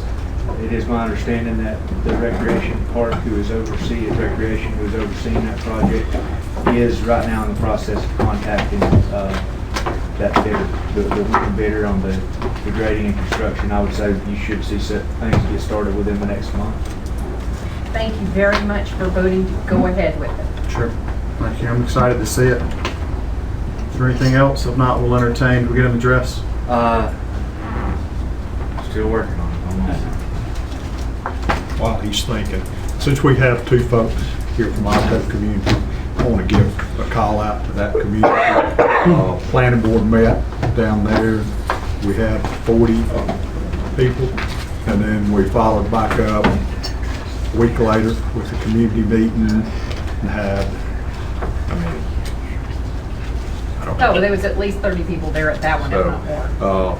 a lot of, I was fortunate enough to be able to attend both, and a lot of good ideas back and forth, so that's all the Otto community. And you promised us you would talk to these gentlemen about everything we brought before you. I'm working on the list. He's been really good about it, so I'll give him props too. So, Mr. Manager? It's coming. 49 Maple Street, Franklin. All right, Franklin. What is it? Fire Got Department. 49 Maple Street, Franklin. 49 Maple Street, 6 p.m., July 30th. You'll send out a reminder too. Send out a reminder. Motion to recess. We got a motion to recess by Commissioner Hagan, second by Commissioner Gillespie. All in favor? Aye. Thank you, gentlemen. Thank you, Lord. Chester. Hey, Paul. Who's house bird above you?